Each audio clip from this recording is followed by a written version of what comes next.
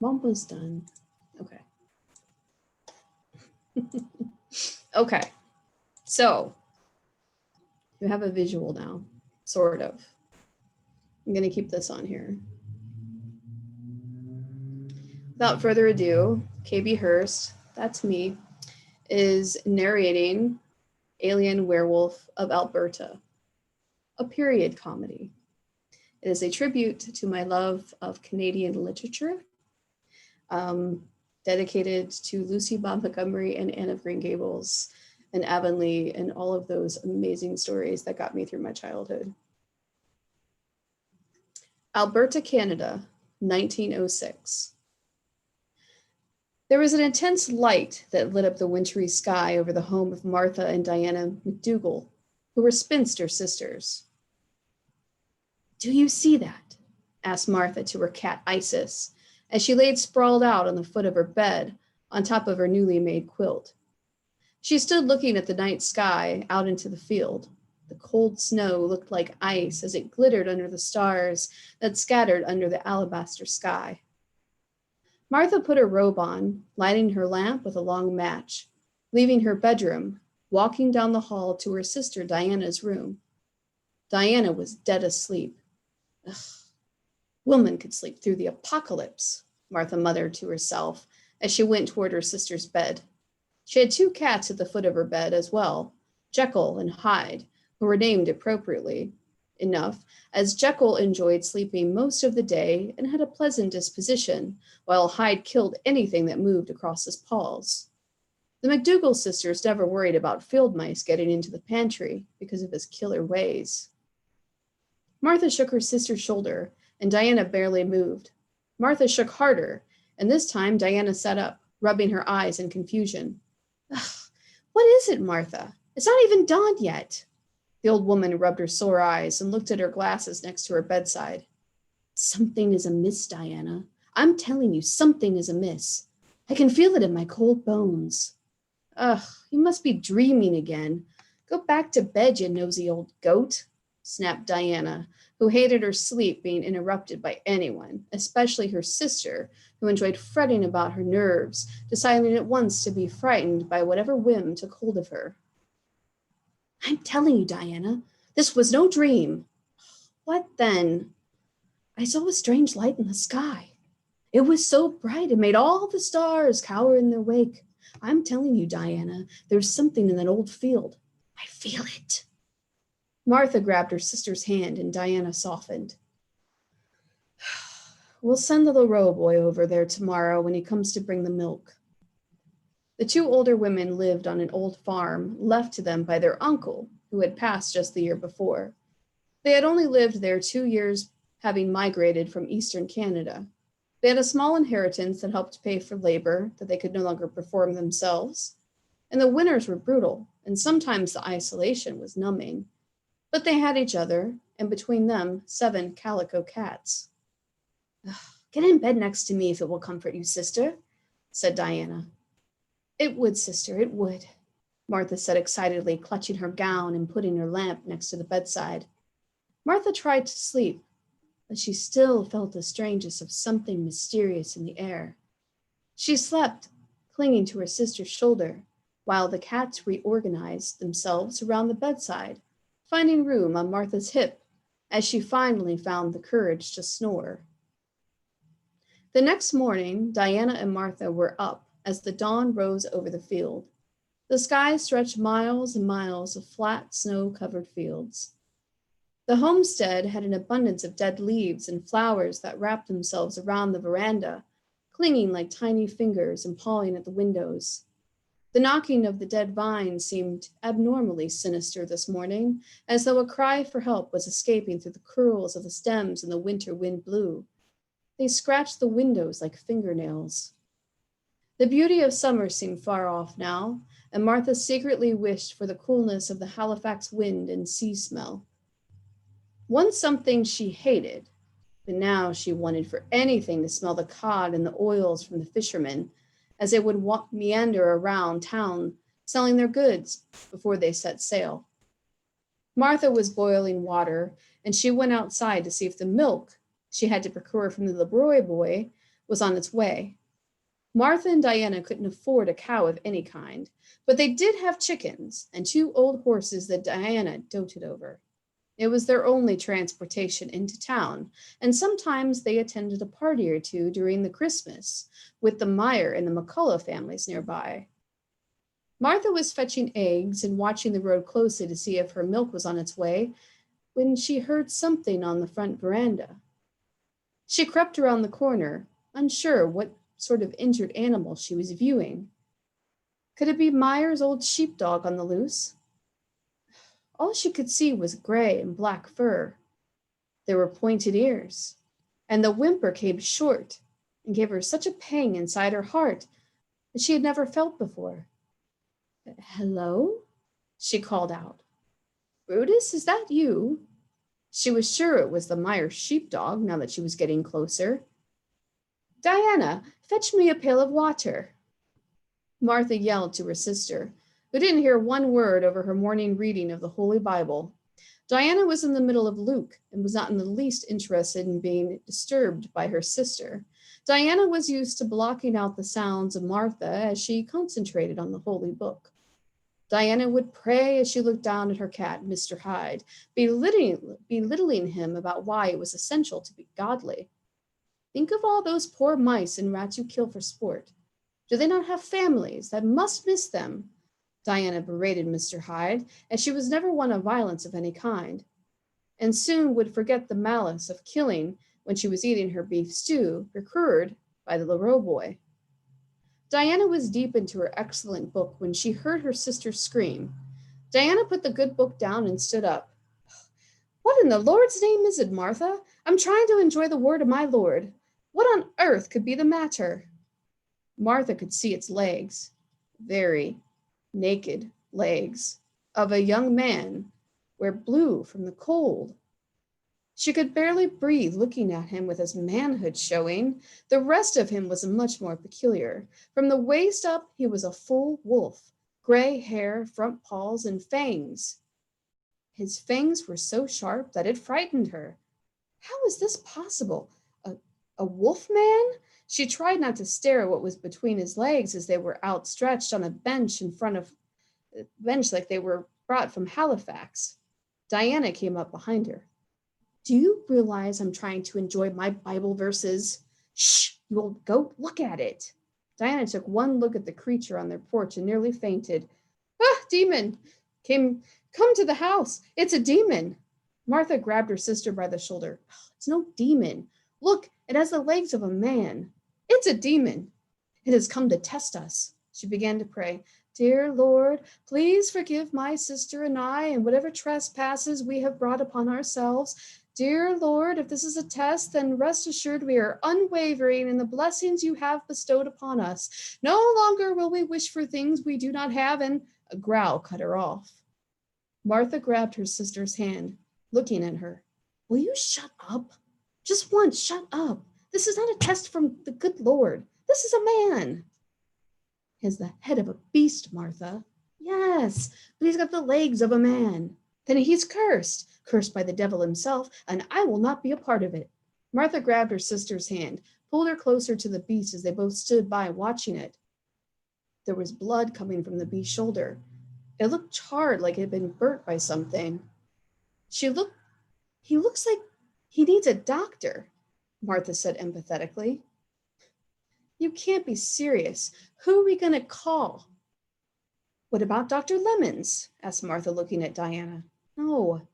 Would have half the townspeople here. The last thing I want is people scattered about aggravating my rheumatism."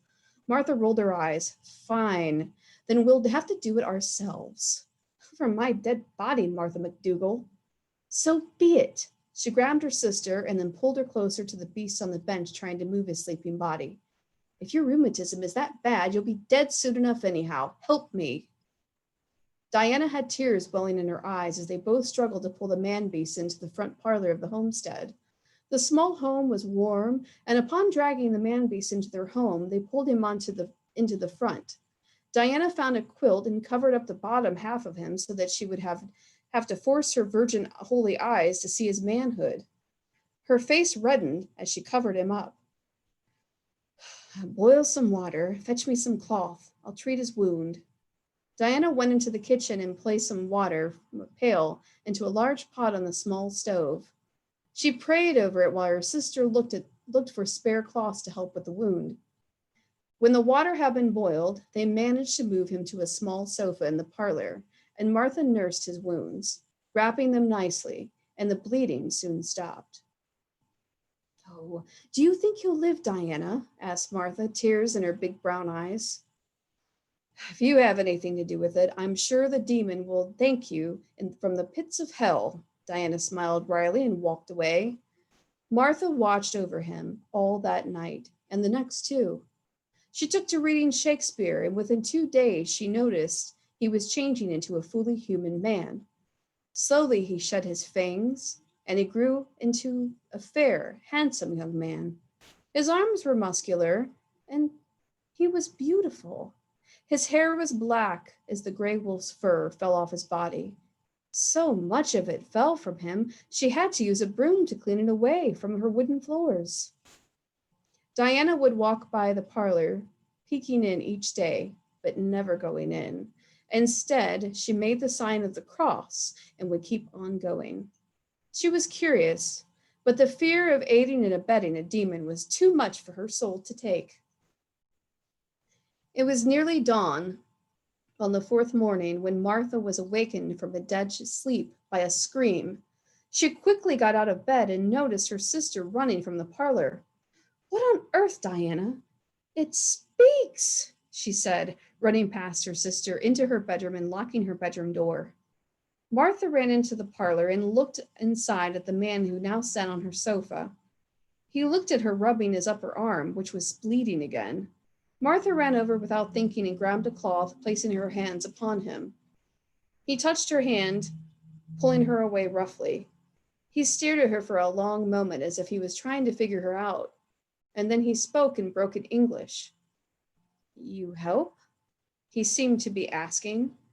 Martha seemed to understand what he meant at once. She noticed a yellow goo coming from his wound, and that was bleeding just moments before. There was something about his eyes, too. They seemed to grow yellow, green, in a particular light. I hope you eat? He looked at her, confused. Come, Martha said, pulling him up by the upper arm. He went with her willingly. He picked up a knife from the floor, giving it to her.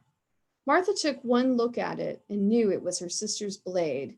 She had been given as a gift from her uncle after a visit to the Orient. The old goat had stabbed him. Ugh! Martha took a deep breath and helped him into the tiny kitchen, helping him straight to the table. I can get you some clothes to put on. He just watched the older woman. She pulled some stew out from the stove and put it in a bowl for him. He bent over, sniffing it, and then began to lick it like a dog. Picking up the bowl, he gulped it down quickly. Setting it down gently, he grabbed Martha by the arm. The older woman blushed to look at him. Help me, he seemed to plead. Diana came into the kitchen just then, and he stood up, backing away from her. Help me. Diana, stop, you're scaring our guest. Why did you stab him? To see if he was a demon. Ugh. The beast cowered away from the two women, afraid to move. Apologize. What? Diana looked at Martha. Apologize for what? Trying to kill our guest. Diana looked at the handsome stranger. She sat down at the table and sighed. I'm sorry. I thought you were a demon. The man just looked at her, confused. He has no idea what I'm saying. Sorry, it means that you didn't mean to do something, he said, as if he was reading her mind and body language, adding it to memory. Diana nodded, appearing ashamed. She reached out her hand to the handsome man. I'm sorry. Martha looked at her sister, seemingly satisfied with her answer. Diana stood from her place at the table and nodded, grabbing a bottle of currant wine. She poured 3 glasses and gave one to the man. I think you may need this more than me, she said, as he watched both women sip the content of the glass, and then he did too. What is your name? Martha asked. He looked at her strangely. I am Martha. This is my sister Diana, she said, touching her chest first, and then her sister's. The man smiled. It's too hard to say in your language. Hmm. You resemble a man I used to know in Halifax. His name was James. James was a fisherman. He stunk to high heavens, but he was nice enough a man to be sure, Diana smiled. James, he smiled, nodding. I like James. It was a few days before James began to catch on to his new environment. James spoke and understood English very well. He began helping the sisters out with their daily chores. James was typical in every way, except when night fell. He would often leave for hours at a time and come back with blood on him. The two sisters ignored it as a sign he had to shift into the beast he was when they first encountered James. Soon it was not long before word caught out that their neighbors, that the McDougal sisters, now had a hired hand. Their neighbors wondered how the spinster sisters could afford a hired hand. Martha and Diana lied, saying he was their nephew from Halifax. Nobody questioned it, and he even went to the Myers Christmas party. He learned to dance with Mr. Myers' daughter, who was quite taken with James. James was enjoying his new home and friends. He seemed to fit in with everyone, living his normal life as any young man. The three of them were jolted out of bed in the middle of the night by the front door being blown off. It was fresh after Christmas, and no one expected to be woken up, unless it was by Santa Claus himself. But, there is no such thing. In the doorway stood a man that didn't wear clothing like anyone from their period. He seemed to be in clothing with metal on them. He had a gun that shot fire from it and could start a fire just by pointing at anything.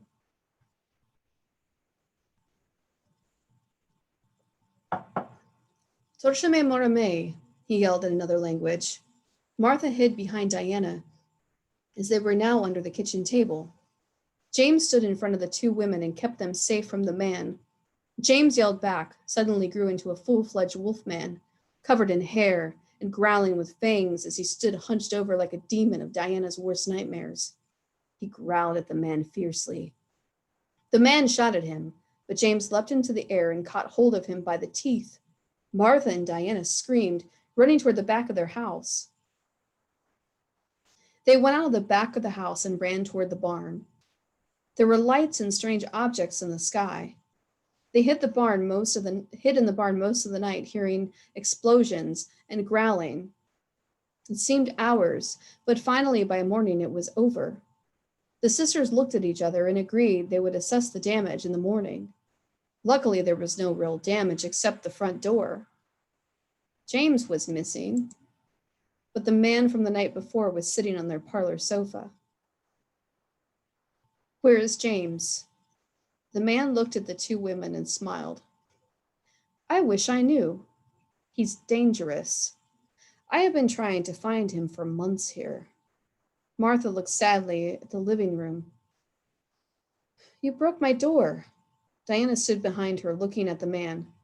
Yes, who's fixing this mess? Do you think we were made of money, sir? We are two spinster women. Every penny we have is what we have to live on. Except for our quilts.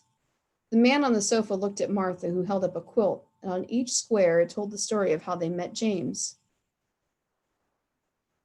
I'm sorry. When you see him, let him know it's time to come home. We're waiting. The man seemed to vanish out of thin air before their very eyes. Diana and Martha had the Roy boy fix their door. They went back to the routine, but never got over James. He had become their family, and in a blink of an eye, he was gone. A month later, Martha was awoken by a strange feeling that she was being watched. She sat up in bed, and in the corner of the room stood James. Martha, you're looking well. James, she exclaimed, standing up and hugging him. Diana heard the commotion and ran into Martha's bedroom, running to embrace him as well. Where have you been? There's a bounty hunter after me. I don't know why or what it is that I did to make him come after me, but it can't be good. We know you. You're a good person. Maybe, he smiled. Oh, I'm so sorry about how I treated you at first. You're not a bad soul at all, James, Diana said with tears in her eyes. Her gray hair fell around her face in long curls. I'm not from your world. I have to leave. No, Martha said. We can figure out something. No, James smiled. Just then they saw a light out their window. Something was hovering in the sky. It looked like a boat, but it was just floating there. It had light illuminating from it. It made the sky glow around their house. James kissed the older women on their cheeks. You'll never be without anything you need, ladies. He left the two women, and they watched him walk out their back door. And as he stood under the ship that hovered over their yard, and he floated into the air to their bewilderment, he seemed to be sucked up into the boat, and then the ship disappeared into the clouds. It went up into the sky, blending in with the other stars there. The two women hugged one another's tears in their eyes. The next day, there was a field of flowers, and in the center was a large cow. It was one of the largest cows they had ever seen. They both ran toward it. The sisters were bewildered as they realized they would never have to ask the Leroy boy to bring the sisters their milk. They would have money and manage longer without having to spend the money each month on paying the Leroy boy to bring them milk every other day. Martha and Diana hugged one another, deciding that the cow would be called Star, since that is where their James had come from. Now and then the sisters would see a shooting star in the sky and wonder if it were James coming to check up on them. One thing was sure, they would never forget the werewolf of Alberta.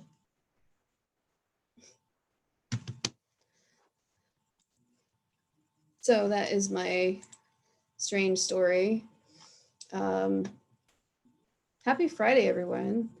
Glad that you were able to join me, even if just for about a half hour. Just a mini Friday night fling with me. Mini updates. It's really hot in here in my office. But I have no idea what else to say. Hopefully you liked the story. It was kind of ridiculous, and that's why I wrote it. I was just in the mood to write something strange and period.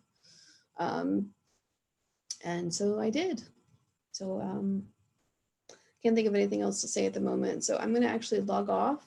I don't see any comments. So if someone had a comment on there, I apologize. Sometimes it's not easy to see anything on my live streams when I'm using Zoom and connecting it to YouTube. I might see it after the fact. So yeah, hopefully you enjoyed it, and good night. Thank you for watching. Thank you for listening. Hope you enjoyed it, and many blessings to you. Hopefully you guys have a great winter. Hopefully things go well with everything else that's going on in the world. But most importantly, thank you for watching. Thank you for being here. Thank you for being my friend. I love you all. I appreciate you more than you probably know. Have a good weekend. Take care. Bye, guys.